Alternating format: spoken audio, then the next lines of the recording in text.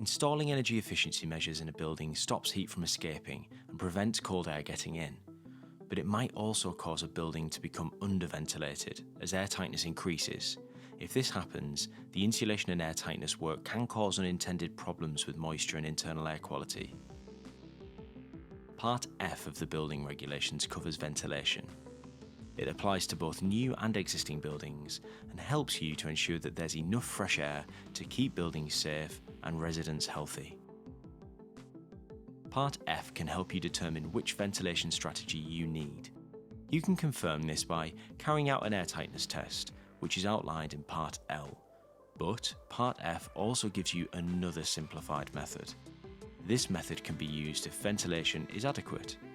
But if there are existing problems with condensation or mould, that is a sign that ventilation is inadequate and must be upgraded. If a building has adequate ventilation, Part F guides you to tally up all the energy efficiency works that have already been done to a building, plus all the works you are planning to install. By adding up all these works, you can determine if the planned energy efficiency improvements will leave the building in need of further ventilation.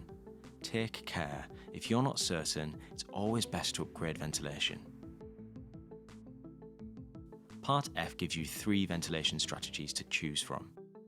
Natural ventilation strategies are simple to install, using background ventilators and intermittent extract ventilation in different places around the building. Then, there are continuous ventilation systems, which can be decentralised or centralised.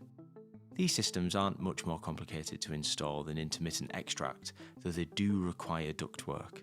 They can use passive intake methods, such as wall or window trickle vents, which means they can be easy to integrate into existing works and cause fewer drafts. Mechanical ventilation with heat recovery covers systems that continuously supply outdoor air to the inside of the building, whilst extracting indoor air to the outside over a heat exchanger.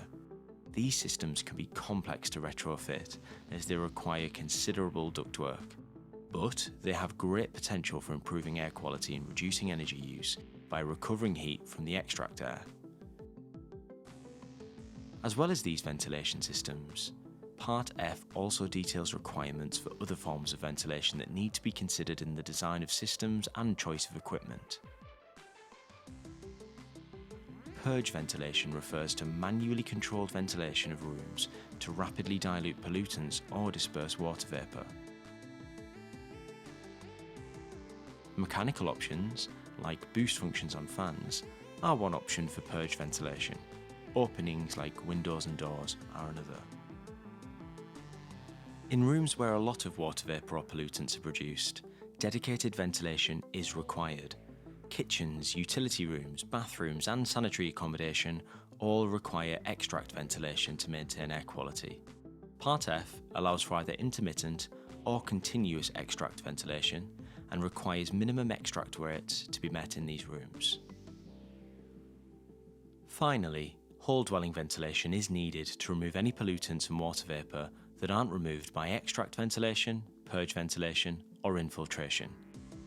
It's also needed to supply fresh outdoor air into the building. Part F has targets for the rate of air supply to habitable rooms and gives guidance on undercuts indoors to make sure that air flows in and around the building. Once your installation work is done, Part F explains that you need to provide clear handover guidance to occupants on how to use their ventilation systems.